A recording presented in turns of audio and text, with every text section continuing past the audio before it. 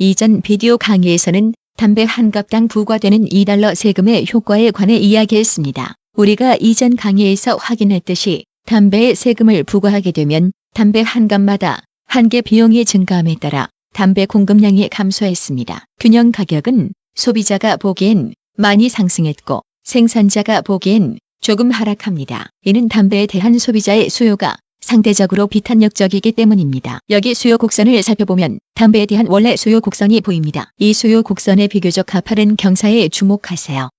이는 소비자가 가격 변화에 비교적 비탄력적이거나 반응하지 않는다는 것을 나타내며 이는 담배 시장의 소비자의 조세 부담이 생산자의 조세 부담보다 큰 이유를 설명하는 데 도움이 됩니다. 즉, 소비자는 담배 수요가 비탄력적인 탓에 $2 세금의 대부분을 낸다는 뜻입니다. 이 비디오 강의에서는 수요가 비교적 탄력적인 재화에 정부가 비슷한 $2 세금을 부과할 때 어떤 일이 발생하는지 살펴보겠습니다. 정부가 담배 대신 막대 사탕에 $2 세금을 부과한다고 가정해 보겠습니다.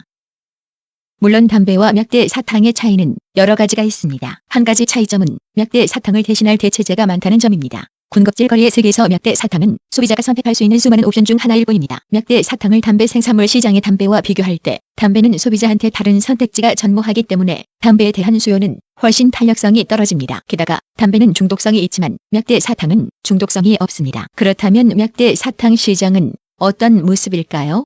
우리가 할 수 있는 한 가지 가정은 막대 사탕의 수요가 담배의 수요에 비해 상대적으로 탄력적이라는 것입니다. 따라서 우리는 훨씬 더 반응성이 좋은 막대 사탕 소비자를 반영하도록 수요 곡선의 기울기를 조정할 수 있습니다. 물론 이러한 상대적 기울기는 상대적 탄력성을 보여주는 일종의 지표입니다. 따라서 생산물에 대한 수요가 탄력적일수록 수요 곡선의 기울기는 완만해집니다. 이제 우리는 막대 사탕에 대한 소비세 $2 부과 직전과 직후의 막대 사탕 시장을 살펴볼 수 있습니다. 막대 사탕의 원래 균형 수량은 약 16,000개이고 원래 균형 가격은 개당 약 $3입니다.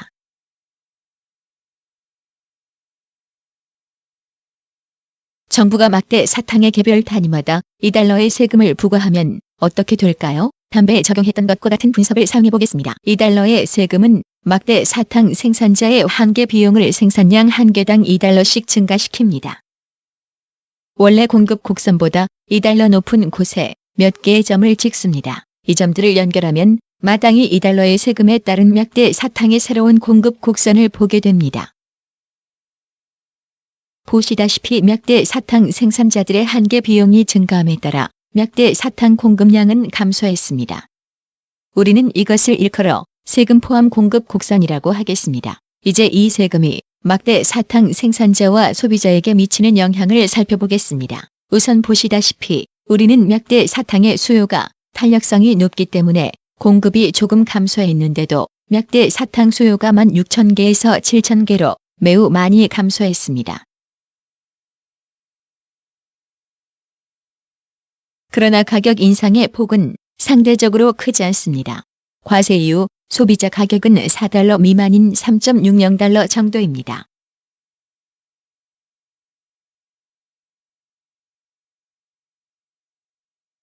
담배에 $2 세금을 부과한 경우처럼 $3.60를 막대 사탕 생산자가 모두 챙기지는 않습니다. 따라서 우리는 $2의 세금을 차감해야 합니다. 그리고 우리는 생산자가 챙길 새로운 생산자 가격이 감소하는 걸 볼 수 있습니다. 물론 그래프가 엉성해서 라인을 잘 맞추진 못했지만 생산자 몫으로 돌아갈 가격은 약 $1.60라고 칩시다. 담배에 세금을 부과하는 것과 막대 사탕에 세금을 부과하는 것의 차이점은 무엇입니까? 첫째, 사탕에 대한 수요가 매우 탄력적이기 때문에 담배 시장에서보다 수요량이 훨씬 더 감소합니다. 게다가 막대 사탕의 수요가 비교적 탄력적이기 때문에 소비자 가격 인상 폭이 담배 시장에서의 소비자 가격 인상 폭보다 훨씬 낮습니다. 따라서 여기 음영 처리된 소비자의 조세 부담은 생산자의 조세 부담보다 상대적으로 훨씬 줄어듭니다. 막대 사탕 생산자들은 막대 사탕의 가격을 훨씬 낮게 책정할 수밖에 없으며 담배 생산자만큼 가격을 높게 책정할 수 없습니다. 수요가 비교적 탄력적이기 때문에 녹색으로 표시된 생산자 부담은 소비자 부담보다 큽니다. 왜냐하면 약대 사탕 소비자들은 가격 인상에 매우 민감하기 때문입니다. 약대 사탕의 가격 인상 폭은 그다지 크지 않을 것입니다. 다시 말해 조세 부담은 약대 사탕의 소비자가 아니라 거의 전적으로 약대 사탕의 생산자가 떠안을 수밖에 없습니다. 우리 분석을 담배 시장을 분석했던 것과 같은 방식으로 계속해 보겠습니다. 보시다시피 약대 사탕에 대한 과세 때문에 소비자 잉여의 규모가 훨씬 줄어들었습니다. 이는 약대 사탕 소비자들이 이미 가격 인상에 크게 반응하고 있기 때문입니다. 생산자 잉여가 큰 폭으로 감소한 이유는 생산자가 조세 부담의 대부분을 분담하기 때문입니다. 그리고 마찬가지로 약대 사탕에 대한 과세로 인한 사장 손실이 생겼습니다.